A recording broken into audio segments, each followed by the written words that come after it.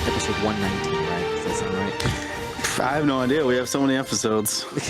All the episodes. Yeah, because I did 17. Yeah. Okay. And last week was Resistance at 18. Yeah. Okay. Cool. Just wanted to make sure. This is episode. How many episodes? Oh, sorry. You gotta let me know when you're starting. Sorry, go ahead. I'm muting. That was awesome. No, you're. What was your question? No questions. Just go ahead. Go ahead. This is episode 119 of the Gold Squadron podcast. I'm your host, Dio Morales, and today I'm joined by Will. He's a sexy man, Hagewood. Oh, thank you, Dion. And your hair is just looking super good today. I got a better haircut. And as for Marcel Manzano, he's MIA right now. He's MIA. I'm sure he'll show up for list of the week. Yeah. Autopilot drone and just be out. All right. That's how it's going to happen. Anyway, so today we're going to be doing our faction breakdown. We're going to continue here, and today we're talking about the First Order, aka the shortest of the faction breakdown series. But before we jump into that, I want to say a big shout out to all of our patrons. Thank you so much. And I know you guys have been patiently waiting. There's a couple of people. It seemed with this delivery of swag, a bunch of stuff needed to be reshipped. And I have a feeling I know why. On the initial dropping off at the what's that thing called? The post office. I had a box of all the things, and I said, mail people, can I just give you the box? Because it's a lot, and I'm afraid that it's going to overfill. And they're like, no, it should be fine. Just put it in the slot. And I was like, okay. And I started putting them in the slot, and I could hear, eventually, I heard like, shh. I heard them sliding off of each other and hitting the floor. Essentially, a bunch of the swag ended up on the floor of the post office and may or may not have gotten picked up. Who knows? But anyway, a bunch of stuff has had to be reshipped. If you haven't gotten your stuff, let me know so I can get you. I always order extra stuff just in the event of, things like this. So I got you, fam. As for upcoming things, patrons, we did show off some of the art for the upcoming things. Unfortunately, I don't have it on this computer. Doing a new computer test. Hopefully nothing goes wrong. But we have the Ink Series Darth Vader. We have Ink Series Sabine Wren. We have Ink Series Forlom. So that's 3 new entries in the Ink Series. And then this is the new announcement. We have a First Order, the very first one of our art covering art replacement, art enhancers, is going to be a First Order pilot, TBA. And then we're going to still have 2 frosted pilots. And we're going to have a Rebel one and an Imperial one. And I'm telling you, those are looking sweet. Those are looking sweet. As for the Team USA update, yes, I am rocking the Team USA red, white, and blue shirt. The back, I guess I should just turn around for those of you who are watching. Is that in frame, Will?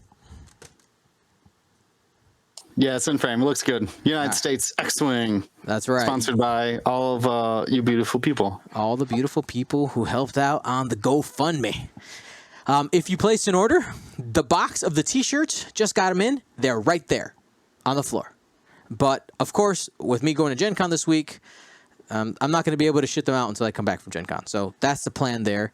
All of them will be shipped out from the website. The ones that won't be, that'll be a delay, is anything that needed to be signed by Team USA. That, of course, would be delayed because they need to all be together in order to get it signed. But that's enough jabbering from me. Let's go ahead and start our First Order breakdown. What ship do you want to start with, Will? I'll start with the silencer. I was already looking at it. All right, silencer. Let's go. All right. We have a total of 6 pilots. What do we need to know about this ship, Will? It's dial and auto thrusters. I think it's the 2 biggest ones as far as like the chassis. Dial's great. Got all your 2 through 5 straights are blue, and all of your 2s, including your hard 2, is blue as well. You got 4K and Talon rolls, so very effective dial for clearing stress and maneuvering around.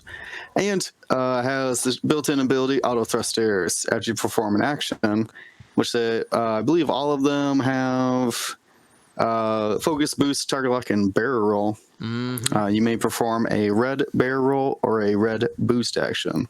So normally they're flying around, can target lock, can boost and barrel roll, or target lock, barrel roll. They get boost and then barrel roll.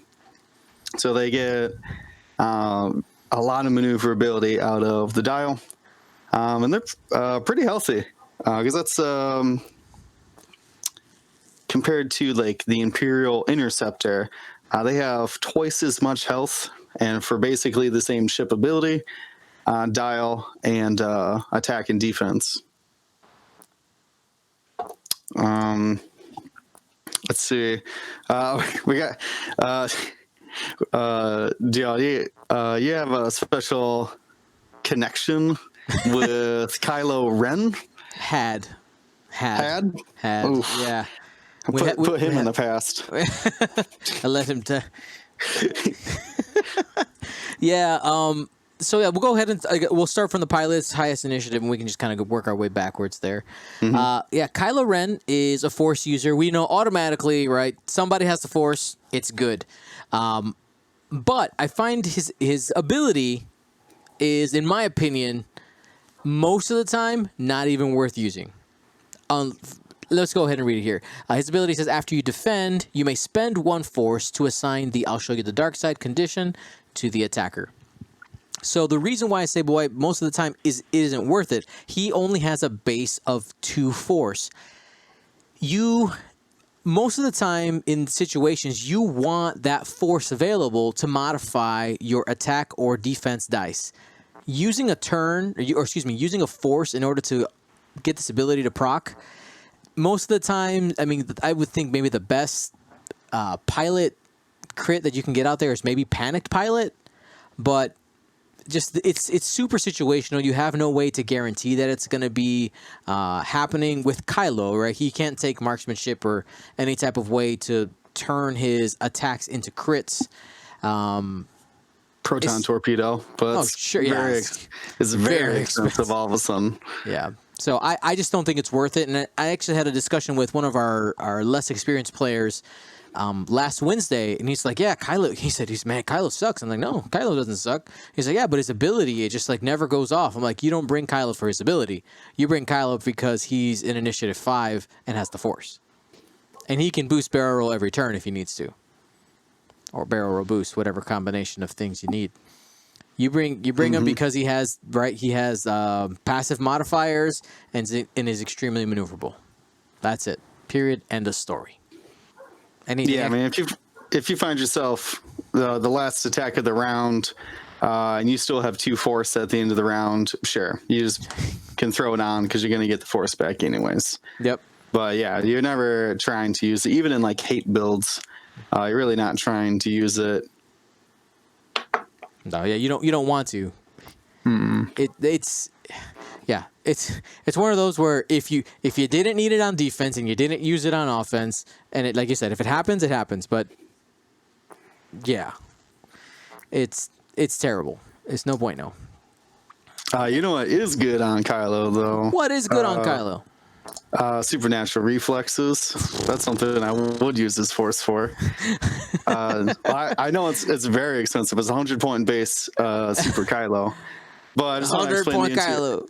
Go for it. I just want to explain the interaction quick of Supernatural lets you boost or barrel before you activate for a force. So you can spend a force, you can boost, but then he can use it's auto thrusters. So Supernatural boost, red barrel roll. As Dial says, hard 2. So you hard 2 and clear the stress, and you still have another action available. I'd say like target lock. It's very maneuverable, but 100-point base. Very, very expensive. And it's 100 points because it is extremely good. I mean, That's really, really, it's really good. You have extreme maneuverability, but yeah, you pay for it. Yep. Absolutely. So I mean, Kylo, his job, he's an ace. He's in that Initiative 5, and is, especially because of those fours, he is extremely consistent in his attack and defense, because essentially every turn, if you're not boosting and barrel rolling, you're at least focusing or target locking, and you have the force. If you're in a position where you don't need defensive mods and you're out of everybody's arc, you target lock, and if you are getting shot, you focus. It's pretty much that simple. All right, let's move on here to Blackout. Blackout's the other Initiative 5 pilot.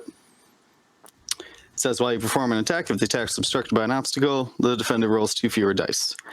So he's, I think he's the only one of these shifts that isn't taking Fanatical, in my opinion. He could take Trick Shot if he wanted to, just to maximize his ability, I guess. But I'll be honest with you, I think all the other ones, I'm just going to say the same thing of they should have Fanatical and Optics.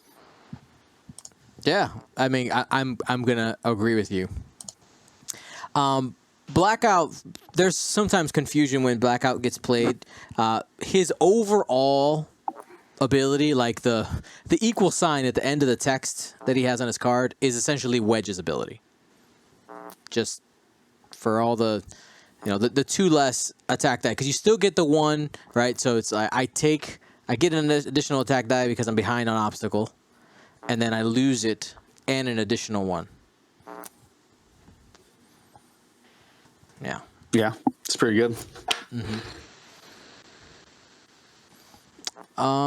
All right, so let's continue down here. We got Recoil. Well, let me read the ability first. You got Recoil. While you are stressed, you may treat enemy ships in your front arc at range 0 to 1 as being in your bullseye. Now, so what is this going to apply to? This is going to apply to crack shot, marksmanship. What am I forgetting here? Predator and proton rocket. So I mean, is it? What's the best choice here if you're going in on Recoil? Predator. Yeah, I mean Predator advanced optics. It's weird that his ability says that you have to be stressed while you do it, which kind of sucks. But yeah, still range 1 reroll with Predator. And like I said, I'm putting optics on every single one of these because they should hard to whether barrel roll or focus boost a barrel roll. I don't know. You should be able to find shots. Alrighty. Yeah, Recoil, I feel like he's the same amount of points as the first order test pilot. Yeah, it's just a free ability. Right. Yeah. It's if you're taking Fanatical, you take a first order pilot. If you're taking Predator, you take Recoil. Yeah, Recoil's bad. I just think the ability's not good, right? Like it's that the amount of extra you get is so small. I find it, I don't know, when he was more expensive, it just seemed ridiculous to pay for him.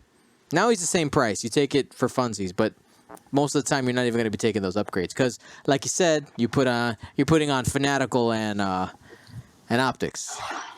Yeah, so Fanatical, if they have no shields, which they're 4 hull, 2 shields.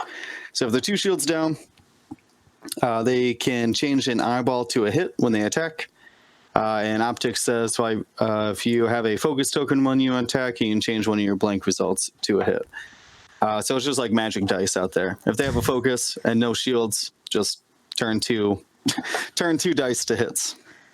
Done. Then we have the first order test pilot we just talked about. It's just base Initiative 4 and has all the tools available. This is probably, aside from Kylo, the most popular one we're seeing out there, right? Yeah, I mean, in the world where like, well, we saw in the last meta season when there's like initiative for Phantoms and B-Wings flying around. If you can take a bit of a bid, you can really get some ace value out of these test pilots. Agreed. I mean, they're very maneuverable. You got 6 health. You can modify your attack dice super easy. Like, for 64 points, that's a pretty good deal. I agree. Then we get to Avenger, the one I have never seen on the table. After another friendly ship is destroyed, you may perform an action even while stressed. Sure. So you can only fit 5 other ships with them. well, like his ability is one of those where it's like the getting an extra action is cool, but it's like you have to wait for a ship to die. There's only X number of ships that it can be. He's initiative 3, so most likely his positioning isn't great. Like he's neat, right? Like he can. Who was that guy in first edition? Was it Turf or Nur? Yeah. Like after you perform an attack, you can do a boost. He's still in second edition. He's still in second, yeah. So the reason we don't see ships like that out there, at least competitively, is because their abilities don't really. It's cute. I don't know what else to say it. Yeah, I mean, being able to say like focus boost, and then someone kills one of your ships, and you can like barrel off of them. Or like barrel to get a shot. I guess you could put like a missile or torpedo on him, and then if they kill another ship, he can take a lock. Mm-hmm. I guess. I don't. I guess the best thing about his ability is the fact that it doesn't have a range limit to it. No, it's just when someone dies, which is nice. I mean, that just when someone dies. Yeah, man. It's okay. Here's a question. Just kind of a think tank question here. If Avenger was initiative 6, would he be played? Let's say everything's even, right? Obviously, initiative 6 is good, but do you think his ability has more? I guess here's the better question. Let me rephrase that. Does his ability have more value if it had a higher initiative? No, it actually. I would actually prefer him to be initiative 1. Yeah, because then I could at least block with them, and then if you still kill then I get to wait all through the combat phase for you to destroy one of my friendlies before I can get my ability to trigger. So I'd actually want him to have less initiative. I think you'd get more value if he was only 1. cool. And then last but not least, at initiative 1, we have the Sinar Jameis Engineer. It's 51 points. Is the cheapest silencer you can take. But again, we were seeing a lot of first order test pilot out there just to get that initiative up. Yeah, what's the difference? 7 points. It's a 9-point difference between a fanatical first order test pilot and a Sinar engineer with optics. That's worth it. I mean, initiative 1, there's your blocker, but I don't know. No, run the first order test pilot. Yeah, I mean, but if you're looking for a blocker, right, you're probably not taking this guy. You're taking an FO if you want to do that. I'm not taking a 51-point blocker. No, no, thank you. Maybe they won't shoot at it. I mean, they might not shoot at it. Like that's fair, but that's interesting. It's the new meta, guys. Here's the strat: you do what your opponent thinks you won't do, and you bring the 51-point blocker. Tournament winning strategy, right there. I mean, you can get 3 of those in Backdraft. That's pretty interesting. Oh. So, to sum up the TIE silencer, basically, Kylo's your best bet. If you want one out of there, usually you're only getting 1 in a squad, or you're doubling up with those first order test pilots with Fanatical and Optics. Mm-hmm. Period. End of story. All right. What ship do you want next? I would say the next important ship after the Silencer is definitely the Upsilon The Upsilon. Let's hit for it. ranking them. Yeah. Just right after the Silencer, but the Upsilons. So in the Upsilon, whatever. Leave your truth. Whatever feels good. 6 different pilots here. Who's the most important?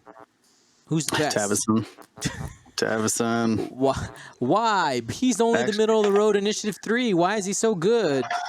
Because he can get 3 actions around.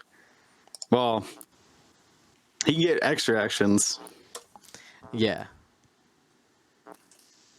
It's super good. What's his ability actually read? So his ability says, after you suffer damage, you may spend 1 charge to perform an action. He has 2 charges. It's important to note that damage is suffered 1 by 1. So you can get multiple actions off of 1 attack. Yep, so if you could roll in, these things have reinforce. I guess we should break down the stat line because that does affect the Tavison discussion. Yep. But they got 4 attack out the front, 1 agility, 6 hull, 6 shields. And they have focus, target lock, white reinforce, white coordinate, and white jam. That's an amazing action bar for a support ship. But it allows Tavison to come up and reinforce. And then if you shoot at him, he either gets focus, target lock, or he can coordinate, or he could jam you. I mean, all those options are great. Or if he did coordinate, say as his original action, the moment you shoot at him, he can then reinforce for any other additional shots. Yeah, man. Tavison he hits like a truck, man. Well, if you're giving him focus target lock, yeah. Yeah, but you have to kill him to shoot to win the game. That's right. Like it's one of those where it's like, God, people. One of the I avoid. I just don't shoot at Tavison. If I'm in his arc, I'm just not shooting. Whatever. No. No. No. I'm not going to give you a target lock I'm not going to give you 1 damage out of your 12 so you can target lock me. No, thank you. Yeah. And here's the thing, right? The weakness of the Upsilon is arguably the fact that it has a weird dial, right? It has no K turns and has no way to turn around quickly. But if you're a good pilot of these, usually you got more than 1 of them. You got 2 of them out there, or you have some other ship out there who is constantly bullying you and making you choose either to get shot in the face by Tavson or by the other things across the table. A couple of people want to shout out to, right? Brad, who we've had on the show before, and who we have a couple of games him on stream playing with Tavson, and also Doug Howe out of what's that state? Missouri, I think. I think it's Missouri, yeah. Yeah, he plays Kylo Tavson, and it's just, oh man, it's so easy to get in this situation where it's like, oh, I can run away from Tavson this way. And you're like, oh, wait, but now the other ship, either the other Upsilon or Kylo, is going to smash you in the face if you go that way.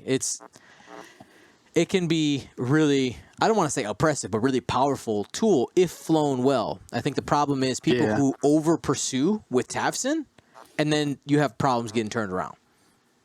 Yeah, and I would probably say the weakest part about Tavison is that he's trying to fly around being unstressed to make sure that he can get those extra actions. So you won't see too many stops or hard 3s or hard 1s from him.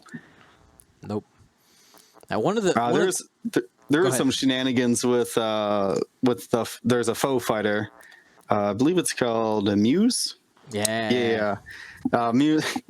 This is a funny combination. If you put pattern analyzer on Tavison and fly Muse next to him, Muse says at the start of combat phase, you choose a friendly ship 0 to 1. If you do, that ship removes a stress token. So Tavison can stop, take an action. Muse clears his stress, so Tavison can keep taking actions in the combat phase. Very hilarious. But I'll be honest with you, if you're stopping around, people are going to avoid your arcs. Yeah. you kind of need to move at some point in time. Yes, you do. And cheeky blocking of Tavson, like purposeful blocking, has been a really cool tool that I've seen to get that arc at angles that you wouldn't expect. You're like, oh, he's gonna have to turn, so he won't be able to point at me in 2 turns in this direction. All of a sudden, they've done some self blocks, and you're like, oh man, I'm in this arc. This wasn't supposed to be here. What? Yeah. So it's really powerful, and I do agree. It's absolutely right now the best Upsilon shuttle that they have out there. I mean, well, we can go ahead and talk about the other ones. I guess. Just kind of what I was mentioned. Yeah. We can pretty much skip over dormants. 70-point dormants. RIP. You are not fun to play with. So you are negative play experience. Goodbye. Yeah, no, thank you. I mean, you can still play it, but like, it's not. Don't good do anymore. it. It's too many No, points. don't do it. So for anybody who wants a little history lesson, if you don't remember, you would take dormants with hyperspace tracking on with 2 other of the Upsilons and be on other side of the table and just nuke things. It was terrible. Anyway, Captain Cardinal, not competitive. Price did go up in the last time, but something we haven't really seen. Yeah. Oh, I guess they all went up. They all went up though. Yeah. Oh, well, because so Captain Cardinal won a friendly ship at range 0 to 2 with the lower initiative than you. She's initiative 4, or they are initiative 4. So that's not too hard. Defense or performs an attack if you have a charge. They start with 2. That ship may reroll an eyeball result. And then after an enemy ship at range 0 to 3 is destroyed, you lose the charge. So as you kind of kill things. But I guess foes went down in the last points update. So if you're trying to utilize this ability, it did get cheaper. I don't know. It's weird. Rerolling eyeballs is not good. That's not what I want. No, that's why. What was that card in the EPT in first edition that like nobody ever took? Yeah, it's like why? Unless you're a perma stressed, there's no reason. Yeah, it didn't matter. Check wired. All right, moving on. We got Stridon, who I actually kind of like. While you coordinate or resolve the effect of one of your upgrades, you may treat friendly ships at range 2 to 3 as being at range 0 or range 1. I think if Tavson didn't exist, he would be the best one, right? It's just the truth. Yeah. Because there's things. So Hux went down in the last update, and Hux is like crazy coordinating. So now I can do crazy coordinating at range 3. If you're trying to hit multiple friendlies, having that extra range band. I mean, range 3 is outrageous around a large base. That's so much more room for the U to coordinate. But actually, is there any other abilities that work with that other than coordinating? It's all about the coordinate. Right now, at least. I can't think of anything that... almost all of their cards reference friendlies. Oh, I guess hyperspace tracking data and targeting synchronizer, which I don't recommend. So basically, Then we get to the Petty Officer Thanison. Has an interesting ability. We have seen it used a little bit here and there. It says, during the activation or engagement phase, after a ship in your front arc at range 0 to 2 gains a stress token, you may spend a charge. If you do, that ship gains 1 tractor token. Petty Officer Thanison gets a shout out for being one of the few ways to tractor beam your opponents in hyperspace. Yeah. I mean, it's rare. Almost never happens, but... Well, I mean, there's a lot of people... I mean, stressing range 0 to 2 receiving a stress token. There's more and more ships who are self-stressing themselves. So I think it comes up. Yeah, I mean, I guess the opportunity can, but if you're rolling up and you be like, I stressed myself next to this rock... You just been tractored, right? Stuff like that. It would be a choice. like, or excuse me, not a choice, a mistake. You don't choose Well, I to mean, trust. maybe you dialed in a red maneuver. Maybe you did. Maybe you did. Petty Officer Thaneson found you out there doing red maneuvers. Got him. I don't know. I agree. Spending 4 points to have less initiative than the Starkiller base pilot is weird, but man, I do love tractor beaming people. Everybody hates being tractored. No, my I mean, but like think about this though. Poe comes into your arc, right?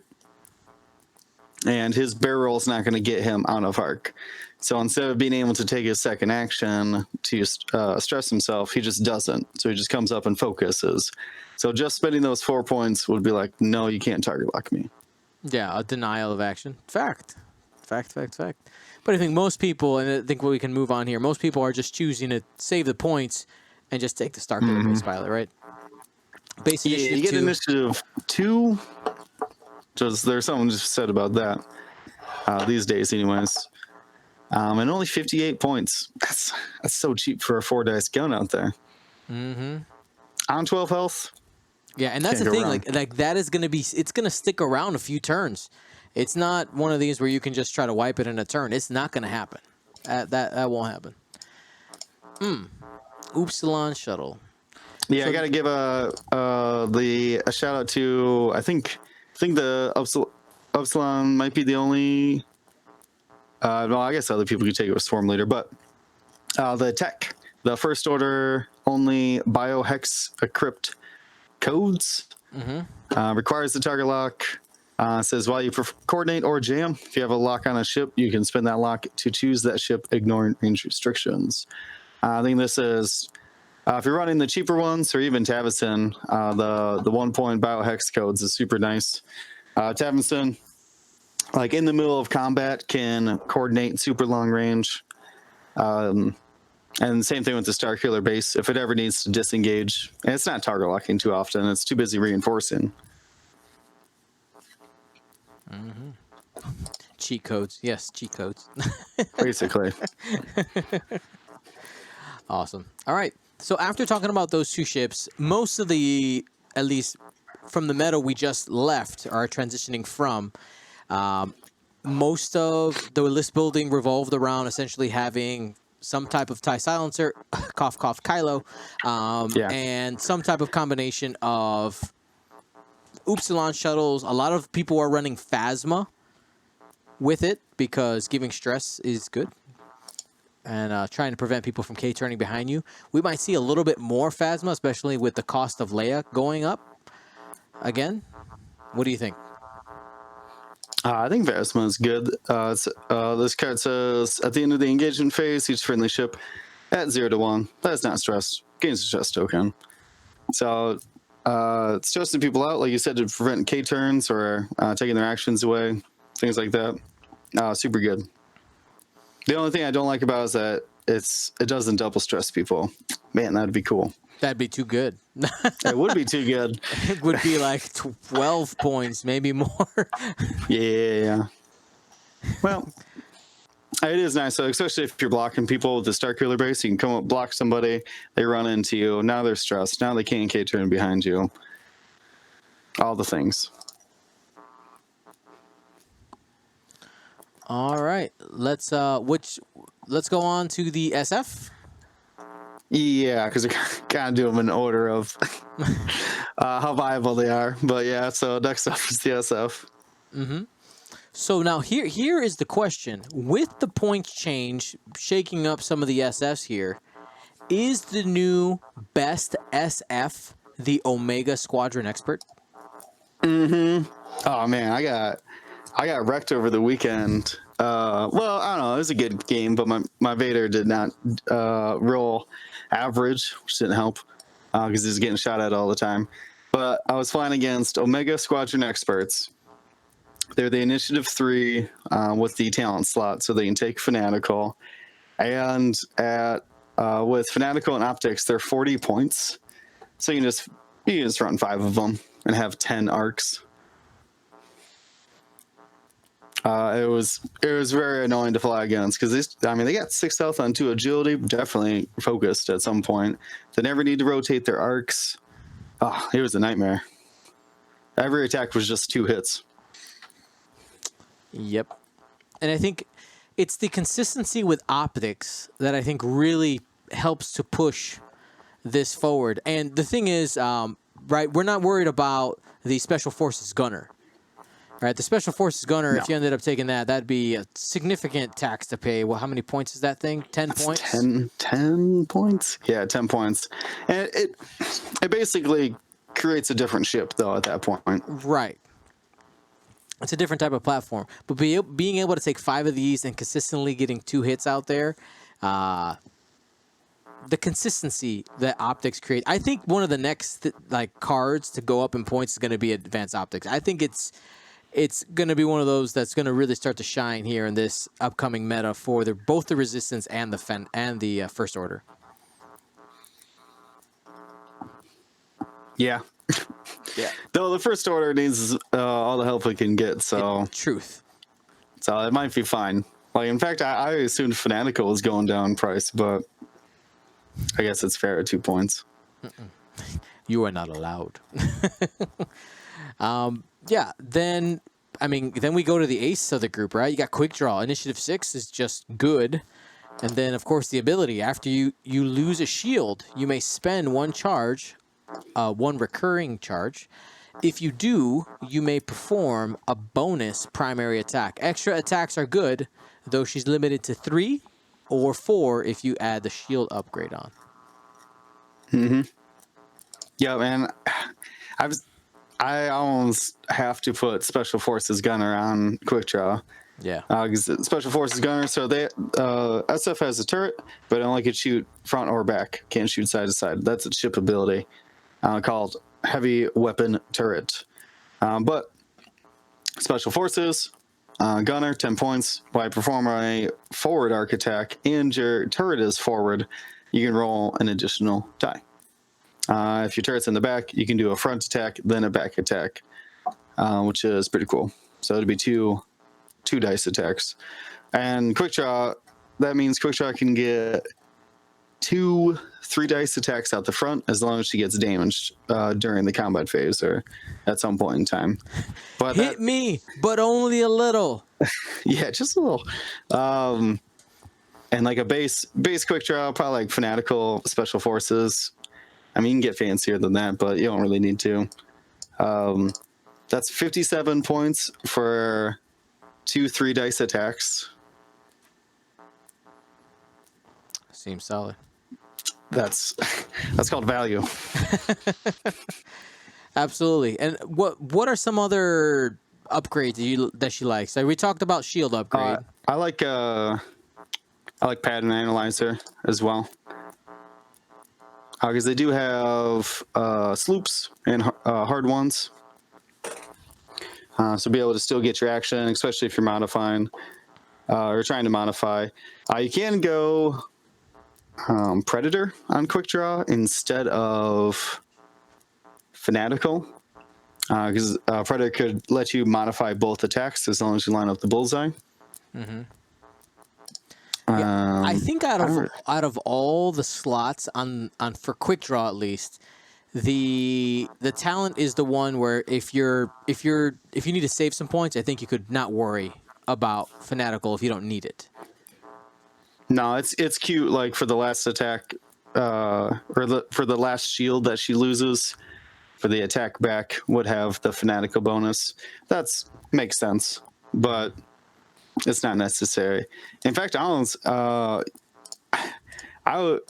would probably pay for Pattern Analyzer and Afterburners before I bought into an expensive talent. Afterburners, same thing. Like I said, that it's got 3 sloops. Mm-hmm. So you can 3 sloop, Pattern Analyzer, Target Lock, and then boost as well. It's just like time on target. Mm-hmm. I've seen that one. That Quick Draw is scary. You don't know where that thing's going. Yeah. Well, this is the Quick Draw that's like she's too up in your face to where you can't shoot at her because like, oh man, I'm gonna need another 4 dice attack if I shoot at this thing.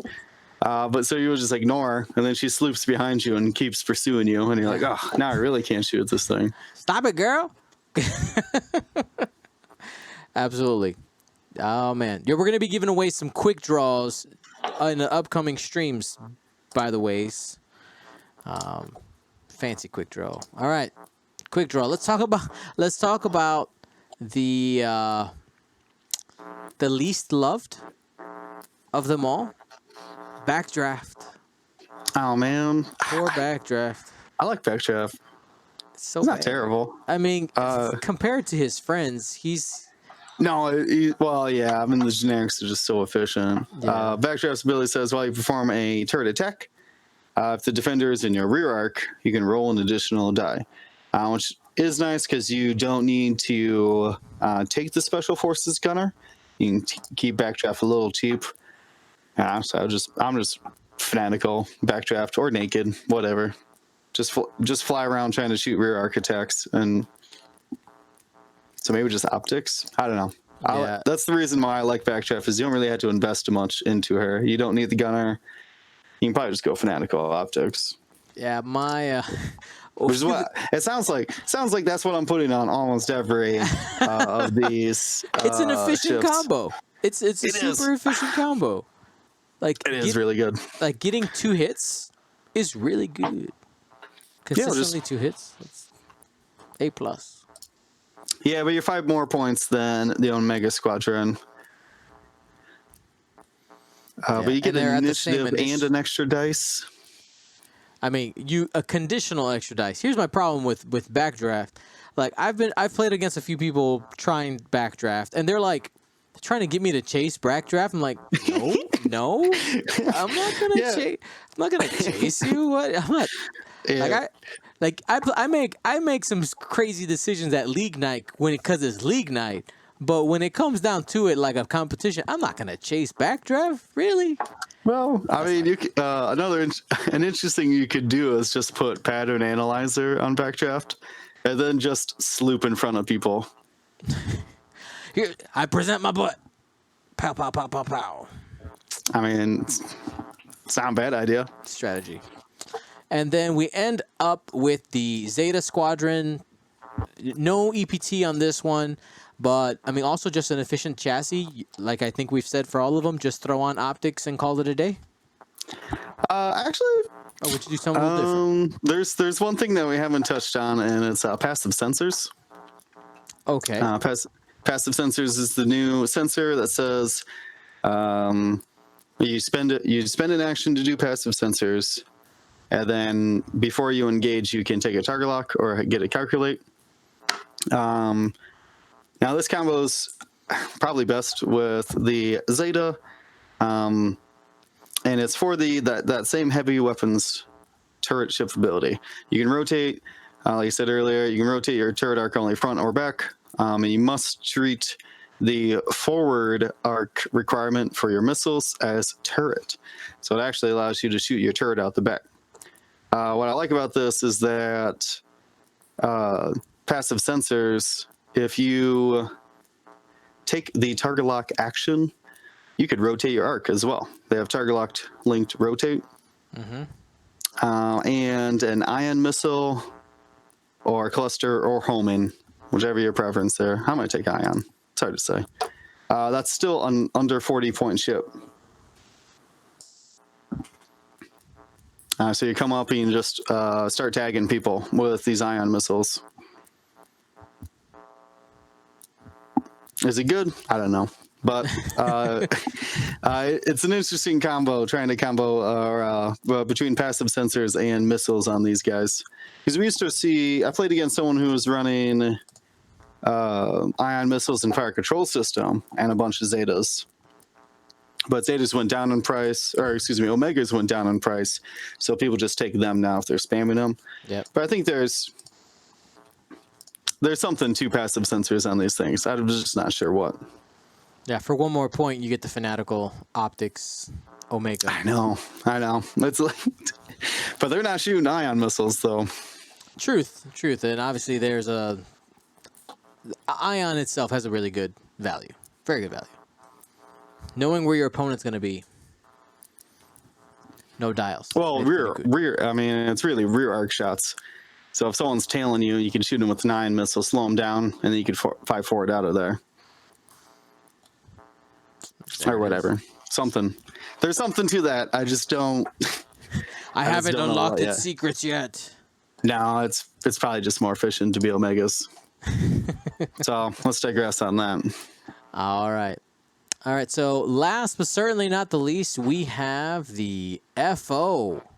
They have a ton of pilots, just like the regular Imperial TIE Fighter. We don't see very many of them. And I think... Why, Dion? Why? They're TIE Fighters. They have great dials. They get a shield. They can take optics. Why can't we? Why don't we see them? Well, I think just the base efficiency of the FO TIE Fighter, just compared to, you know, the hard-hitting... Like, I think it's a mentality thing. If you're going to take a swarm or a swarm type list, you're going to take a TIE swarm, like an Imperial TIE swarm, because they have better tools, a.k.a. Iden and Howlrunner. Yeah. These ships, they're lone wolves. They don't really have things that work well together. If you have an FO in your squad, it's usually just one. I mean, mind you, if you're trying to build a competitive squad. But I just think the issue is that they don't really do much, and none of them have like amazing abilities. I'll just kind of point out the ones that I think are okay or notable. So I'm going to start by talking about Midnight, because Midnight, at first it was like, oh, we got to run Midnight because that's like Omega Leader from first edition. But no, it's not. It's not. While you defend or perform an attack, if you have a lock on an enemy ship, that ship's dice can't be modified, which sounds great, but that also means you can't do things like juke, which is what immediately people are like, oh, I'm going to juke you. Like, no, you can't do that anymore, which lowers the efficiency of this ship anyway, because it's only throwing 2 attack dice, and you're usually average, that's 1 hit. And if you have, you know, a focus out there, maybe you're getting 2. It's just for the cost, just not great. I mean, just the other one that we saw quite a bit was Null, when it had an EPT slot with Squad Leader, because that cheap of Coordinate in the First Order was really good. And other than that, I mean, I think the only other one I've actually seen on the table is TN3465. Tina? Tina, yes. That is, that's actually you brought up a funny thing. Is I was double checking to make sure it fits. Yeah, so I saw an interesting Tina build last weekend as well. So he had Tina out there naked, whatever. Her ability says, she's initiative 2, by the way, just keep that in mind. While another friendly ship performs an attack, if you are range 0 to 1 of the defender, you may suffer 1 critical damage to change one of the attacker's results to crits. Pretty random. But she's initiative 2. So if you pair her up with other initiative 2s, like say 4 Zeta Squadron Special Forces Gunner TISFs, Tina can shoot, and then all of these other ships, all 4 of those other Zetas could shoot at initiative 2 and basically kill her in combat phase. And they're shooting 3 dice out the front, so you can get a free Tina, assuming you maybe blocked this person as well. You get some guaranteed modification out of that. That's interesting. I don't. I think Tina's definitely the funniest one. She is the funniest one. I'm sorry, and I did fail to mention another FO. I guess the best one, I think, base chassis best one is actually. Can I take a gate? Yeah, go ahead. Yeah, it's Scorch. Yeah, I was gonna say it's tell everybody why it's better than any of the other foes. Because it has 3 attack dice most of the time. So while you perform a primary, exactly. while you perform a primary attack, if you are not stressed, you may gain 1 stress token to roll 1 additional attack die. So they have such a really good dial, right? All the 2s, including the 2 hard and the 3 forward, 2 straight, 2 banks, are all blue. Really easy to get rid of that stress, and you're only paying 34 points base for a quote unquote 3 dice attack ship. Yeah. Yeah. Once again, I'm slapping fanatical on this thing because it only has 1 shield. Initiative 4 might take a shot before it shoots. So, but yeah, I mean, even just like a little flanker out there, just a little annoying ship for 34 points. That's probably the best foe right now, right? Yeah. I mean, he can argue no, I guess. Sure. Meh, not even. But 3 attack dice is what's up. Yeah, all these other ones. I know we didn't go through all the pilots there, but it's just their abilities are that lackluster and useless. Like they have, you could be cheeky with them. Like there's some interesting things. Like we talked about Muse, which can take the why is that shaking like that? You can remove the stress at range 0 to 1 at the start of the engagement phase. Like that could be cool with Upsilons taking away stress. But yeah, it's most of them are just not competitive. We're simply focusing right now on the competitive.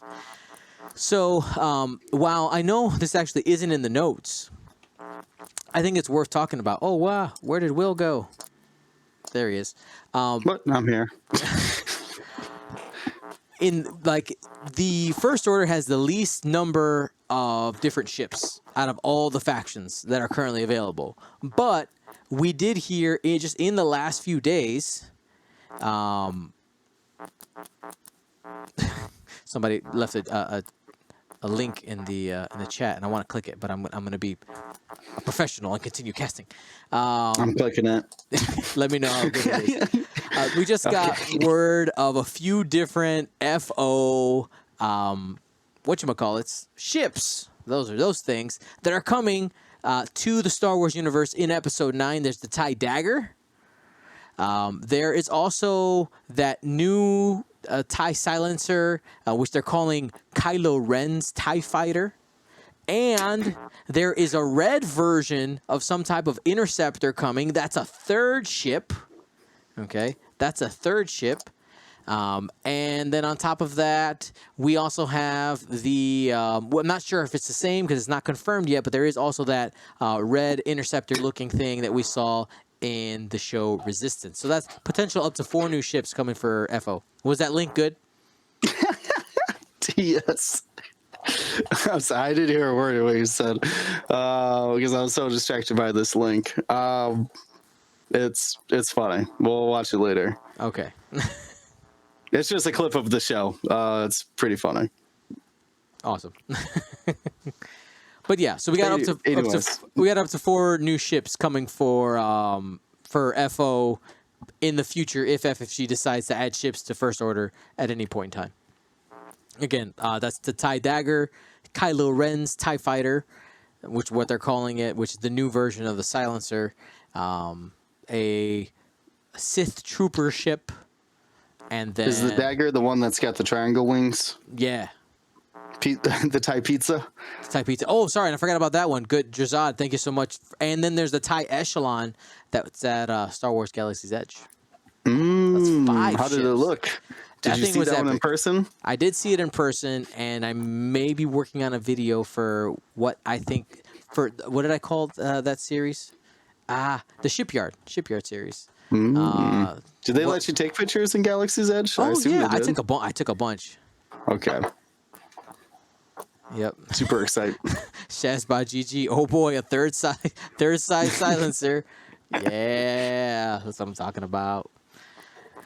I mean, so real talk here. It's the Rise of Skywalker. Going to be the last of the sequel trilogy.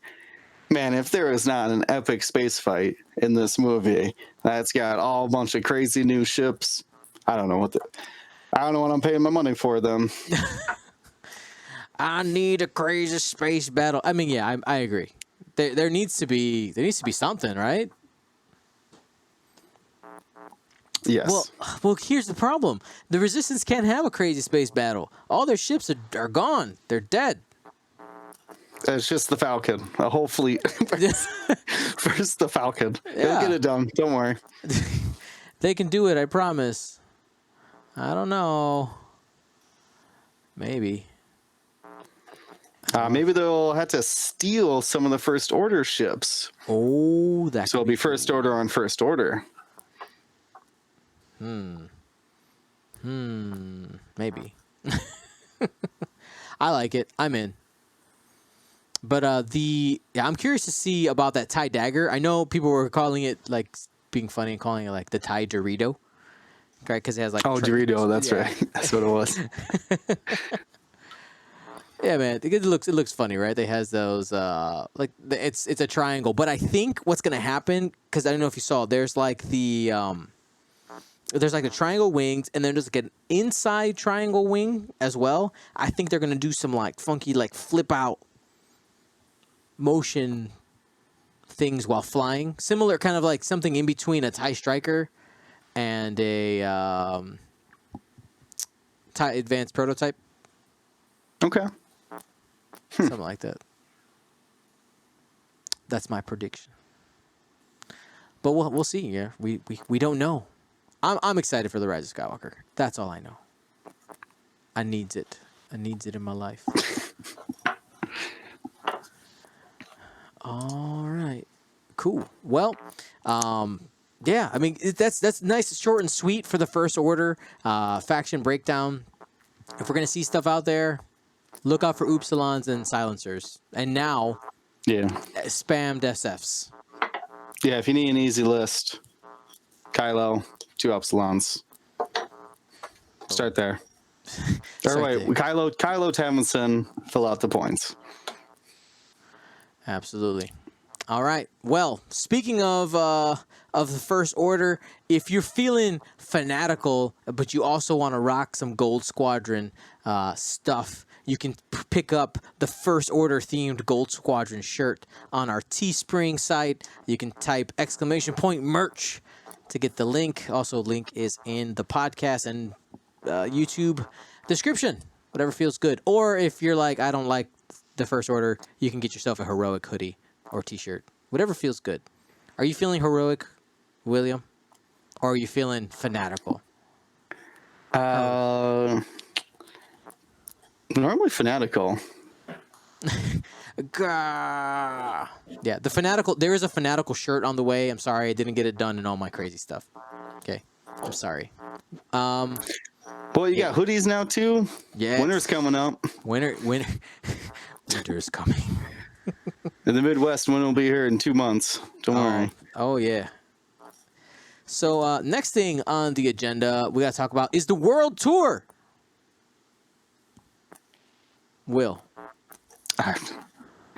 It's kind of crazy. It's so much. I've lost track of what is happening. So much is happening.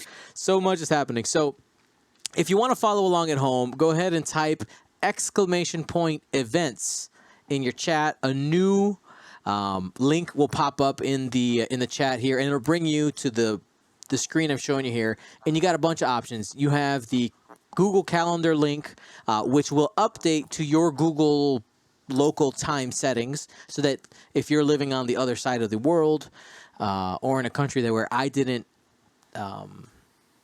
translate your time zone for you, it'll do that for you. But basically, I'm going to go ahead and open up the USA printable calendar here. I made a printable calendar for USA, for Poland/Europe, and for Australia/East Asia.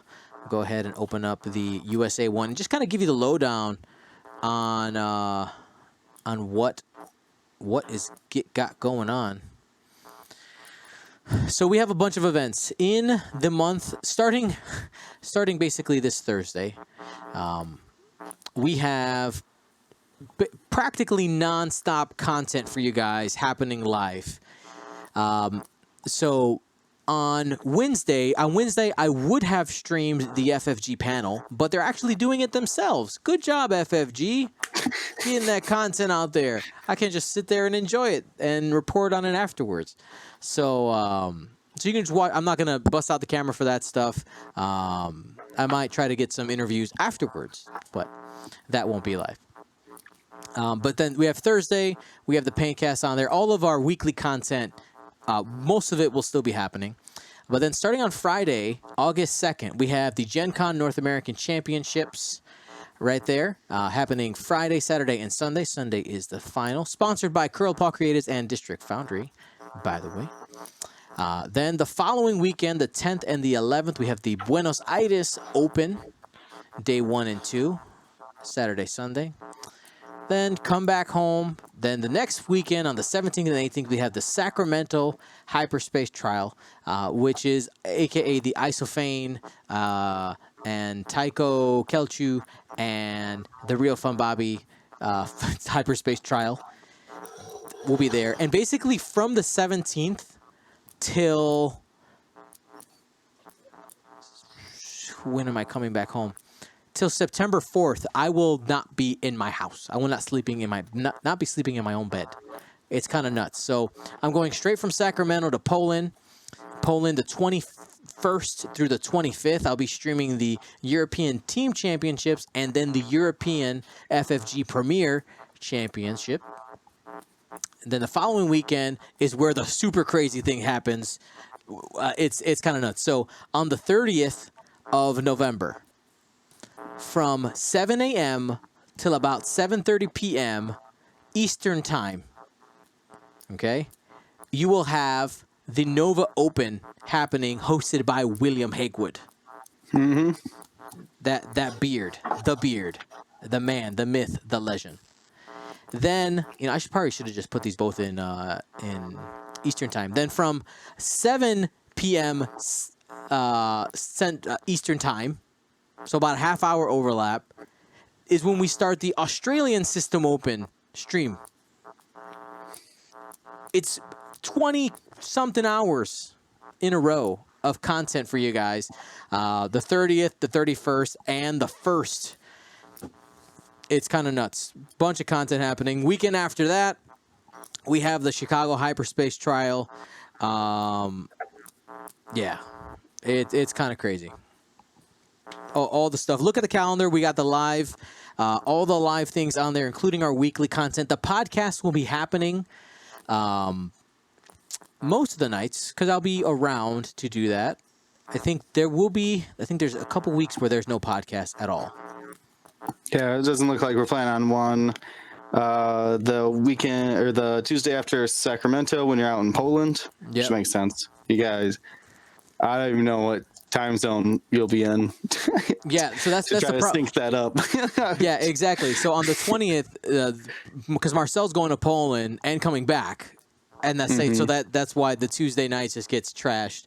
So we won't have a podcast for a couple weeks. But guys, there'll be plenty of live. There'll be plenty of live stuff. If you're feeling super lonely, maybe I'll hit up Will. Like, Will, can you just talk to the people on a Tuesday night for a little bit? Just William Hague. Maybe we'll play some Vassal, getting ready for the championship season, I guess. There we go. Maybe people want to get some practice in. Maybe by then we'll have an idea of what the meta is after tournaments.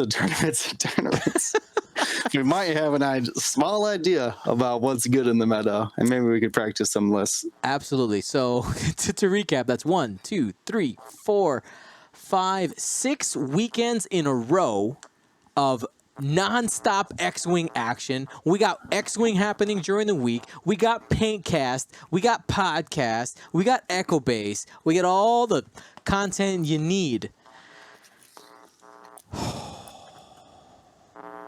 And then I'm going to take a couple weeks off. That's the plan there. Because, that is a lot of stuff. Am I forgetting anything, Will, about the whole world tour? No, I think it sounds great. All right, let's hit I'm excited. Yo, yeah, it's gonna be great. What's gonna be a little bit weird is streaming like doing the full day streaming, but doing it across the world. Like, I think there's going to be a lot of people who don't get a chance to watch the USA streams that I do live, who are going to get a chance to do it, who are going to get a chance to watch. But I'm hoping my regulars, man, how hardcore are you going to be? I feel like we should have like a punch card program. Like, how many for the world tour, how many days did you watch of the world tour? Give like badges out or something. I don't know. Now I'll start keeping track. If me and Dion catch you watching, we'll do something special for you. Oh my God. It's the Gold Squadron stream watching challenge. Can you watch all of the Nova Open and the Australian System Open? Gotta watch it all. I'll give you a trophy for that one.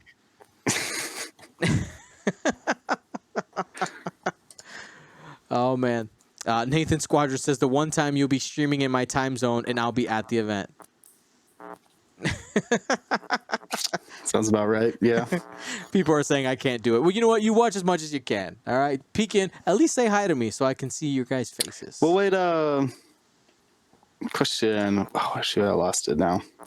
What's the difference of Poland From here, Yeah, it's like sorry, I missed the.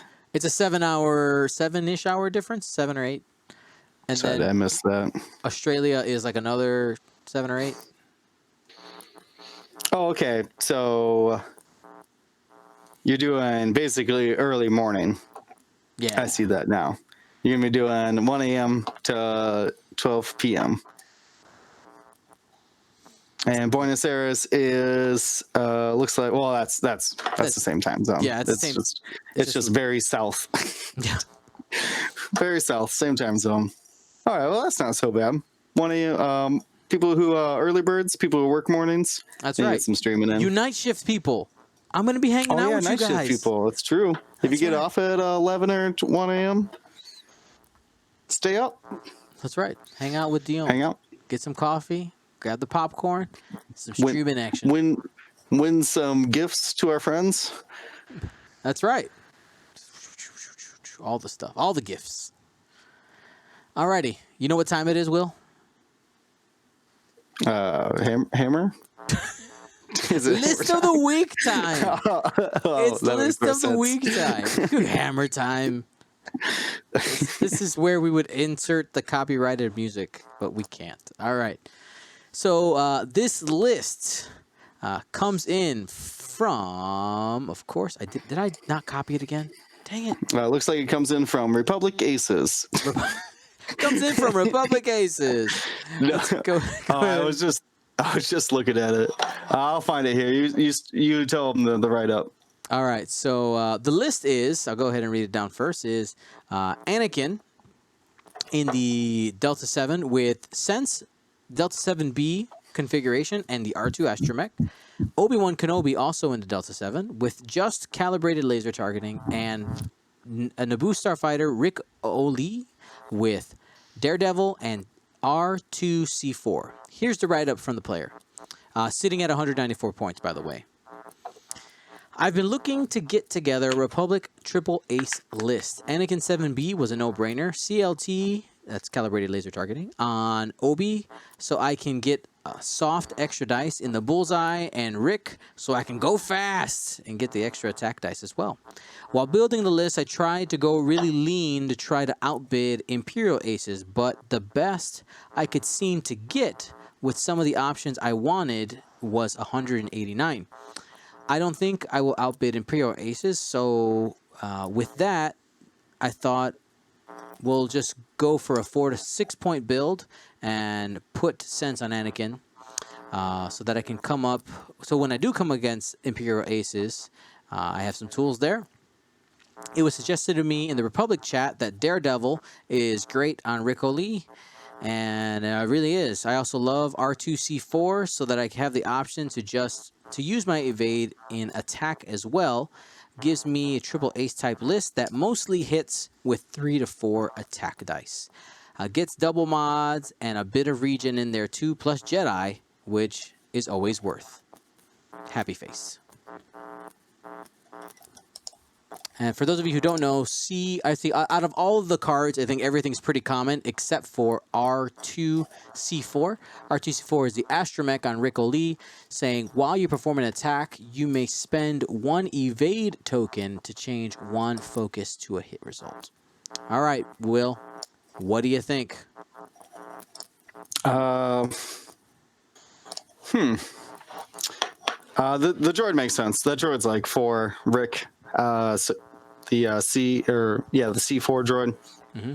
He's the only one with high enough initiative to where he'll most likely have an evade when he attacks. So that makes sense. I can see that combination. Daredevil's interesting. I'm trying to map out how. So hard 3, hard 1, and then you're 3 bank, hard 1. That's interesting. I don't know if I like that personally. I could see how you could get some good use out of it. Definitely be squirrely with it. So I don't know. I'm hesitant on Daredevil, and I struggle to not put when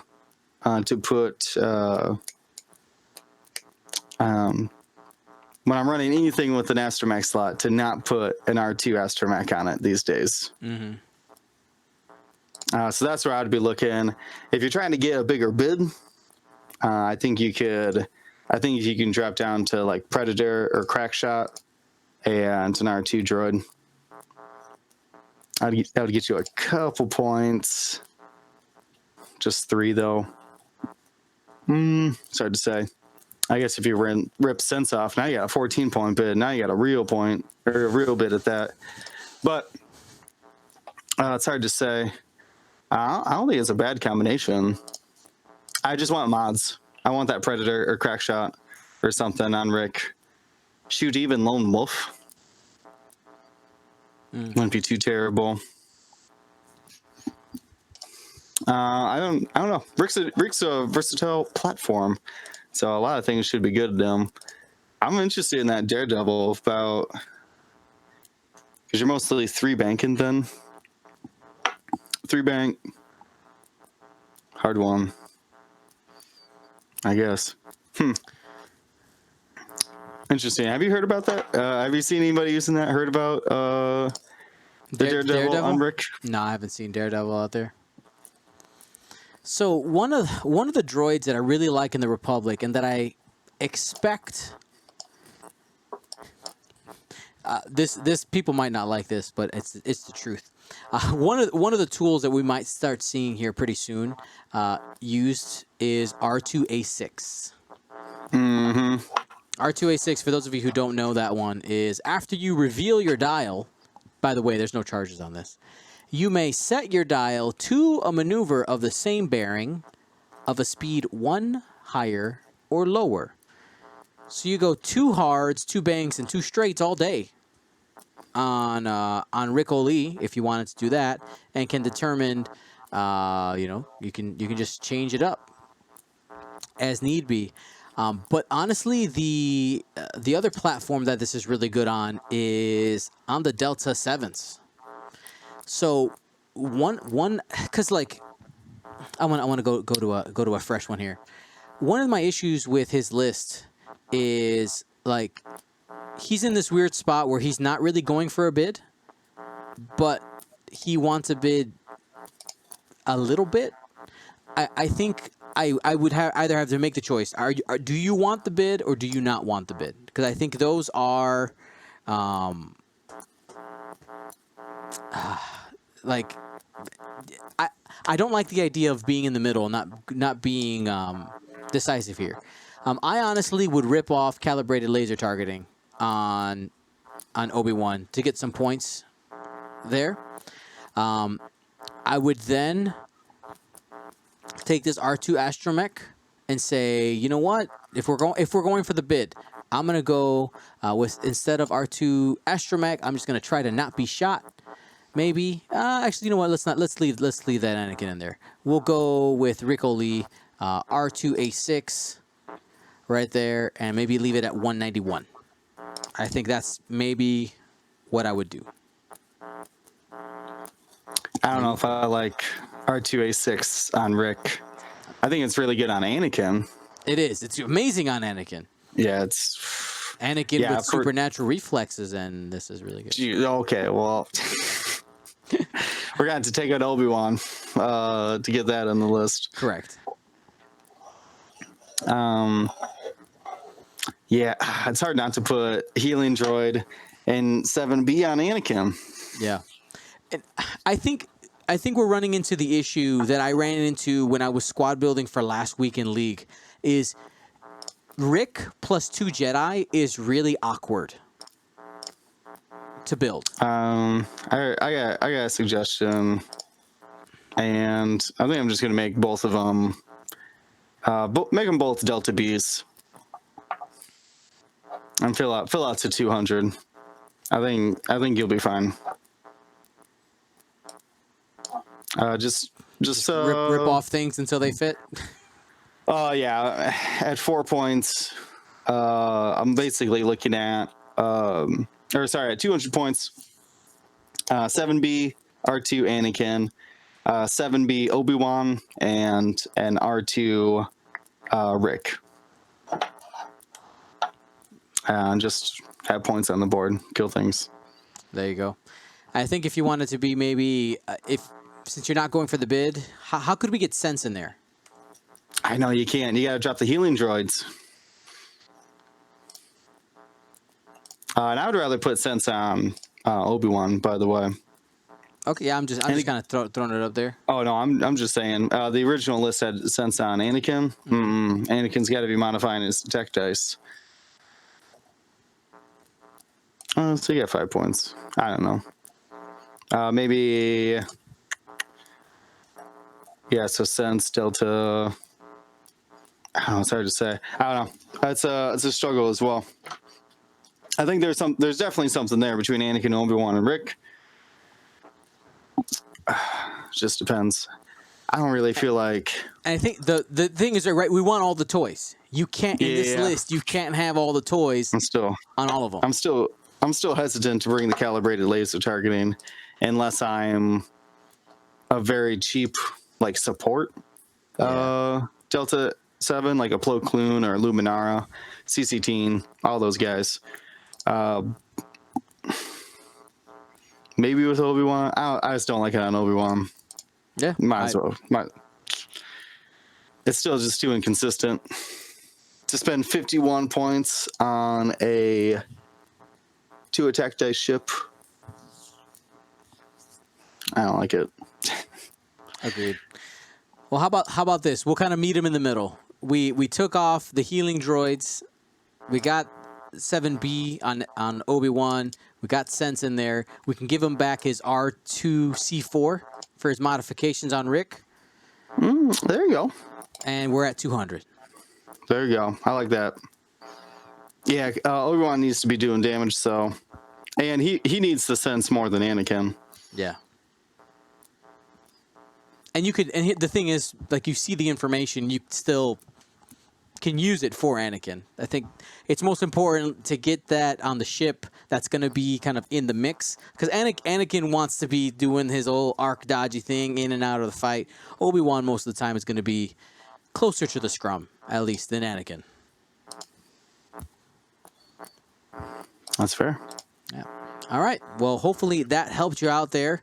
Congratulations, Republic Aces, for winning the list of the week challenge.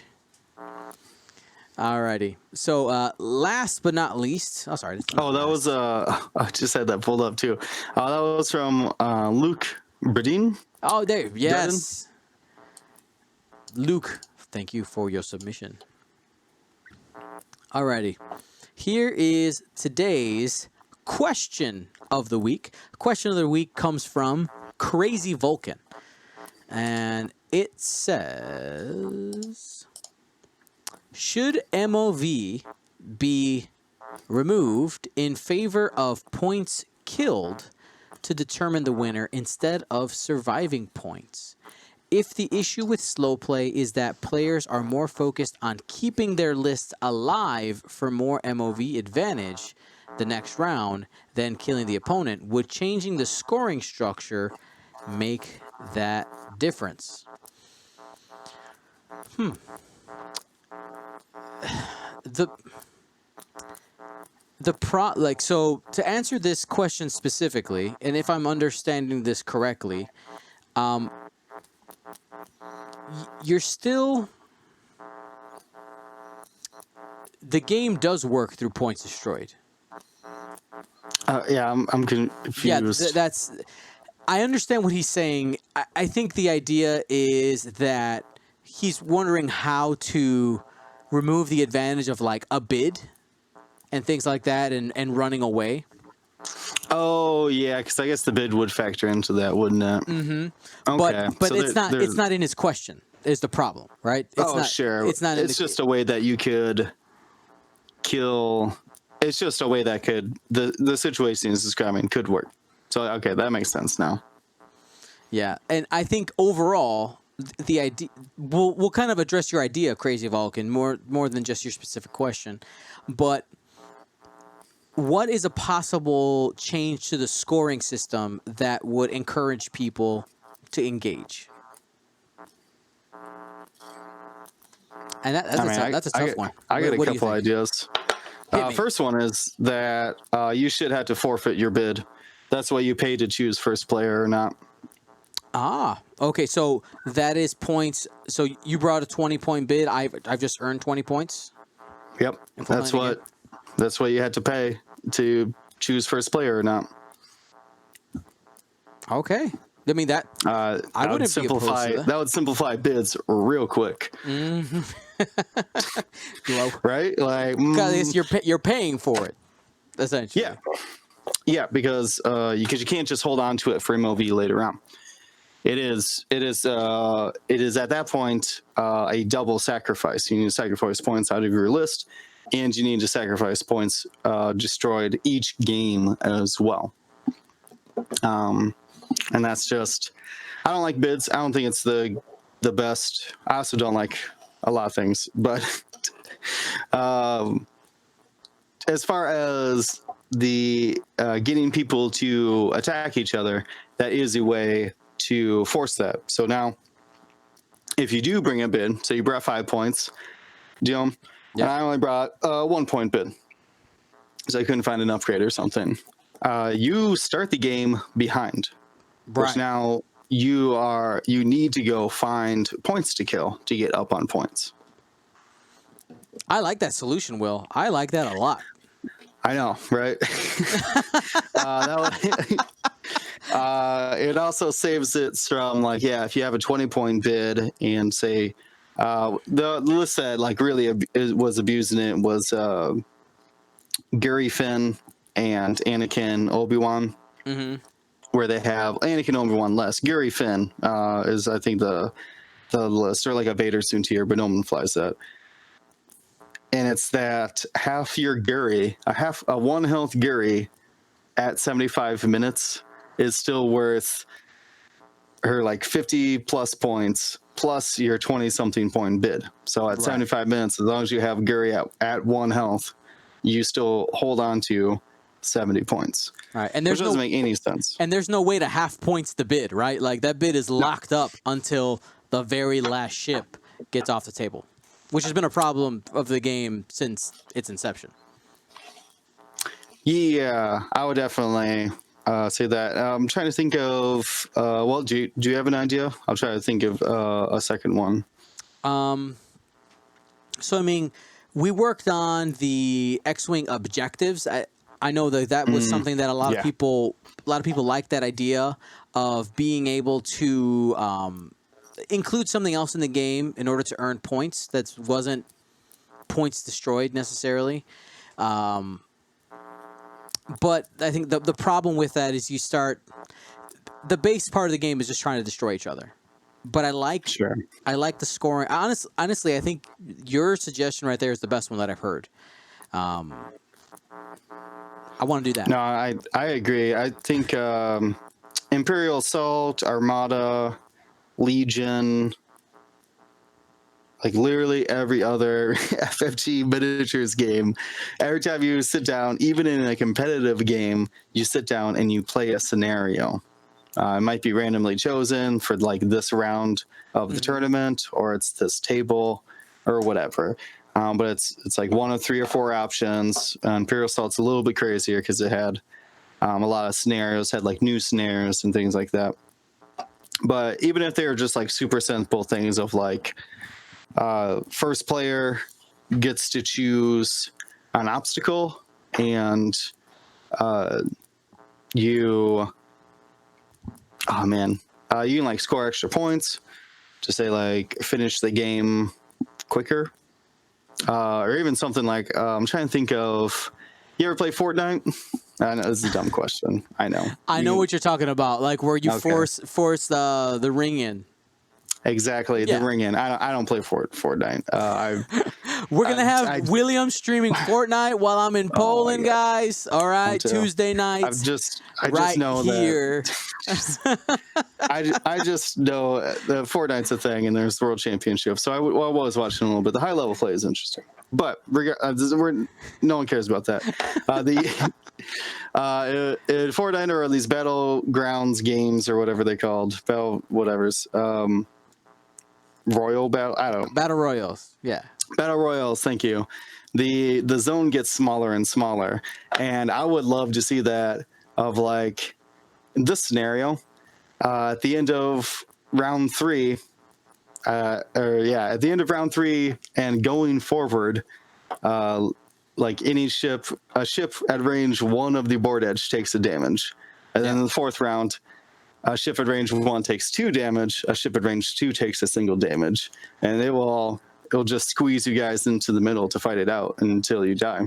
I know this isn't competitive game, but when we did the Golden Rumble for the Gold Squadron Flight Club, we actually we put that in there where there was a really? closing the circle. Yeah, it was cool. It was, you had to manage it and it forced people to fight, which was the point. So Crazy Vulcan, hopefully we gave you a satisfactory answer to your question. But yeah, I do think it's something that could be addressed, because as long as the bid exists, like the bid being able to use as a weapon and lock up those points, as long as that exists, people are going to use it. That's just the truth. And it's always interesting to see the war, right? Like how the war, the what's the word I'm looking for? The road to the bottom. Okay, yeah, it's like an arms race. Yeah, the arms race to the bottom. How few points can I bring to make sure I move last? So, what are we seeing now? I'm still seeing like 13, 14 is a real bid. Like if you're not bidding 13 or 14, that's not a real bid. Our boy John Babcock here, Gold Squadron League Night. He's tickling 20s. Wow. Okay, fair enough. Yep. Race to the bottom. Race to the bottom. All right. Well, I thank you guys, everybody, for joining us. This is Positive Life Choices time, and I have to do a quick. We actually have a jingle. Somebody sent me a jingle. I just haven't had time to set it up to actually use it in the podcast. So it's coming. Positive Life Choices jingle. Well, I guess I started the podcast. Were we actually recording when I talked about that? I don't think so. So I'm working on. I've been running again, which is good. Ran a couple times this week, and honestly was gonna run today. It's a little bit late right now. Maybe I might still run before I go to bed. We'll see. I'd like to get a run in before I head out to Gen Con tomorrow, which for you listening, I might be driving while you're listening to this right now, Wednesday. But things are going good. Feeling good, feeling healthy, which is really the best thing. And we have, in our house, have gotten rid of a lot of junk food. Gotten rid of a lot of it that's in the house. Obviously, having a kid, sometimes a little hard not to have like some things, like small snacks for her. But I motivate myself not to eat those because I'm like, wow, I'd be a really bad dad if I ate my daughter's, teddy bear crackers. Right? So just trying. little by little, physically feeling really good. Yesterday, I'll tell you talk about yesterday. Yesterday, I did a 5K. Right, I usually run around 3 to 4 miles whenever I run, and like I ran it, and I was like, my time was up. I had to go upstairs and get ready for bed and stuff. But I was like, man, I felt really good. Like I felt like I could still run a few more miles and be fine. Like I usually run with the towel over the treadmill numbers, and just like watch movies. And I was running, and the time right now, I was like, oh, I guess I'm done. I was a little upset because I wanted to keep watching my movie, but had to give it up. My goal for myself for all these vacations is not, I'm not going to say lose weight because that would be ridiculous. I want to be the same weight. I want to stay even from now until the end of this stretch, this 6 weeks of nonstop streaming. That's the goal. Stay the same. That's pretty good. You'll be able to achieve that easily.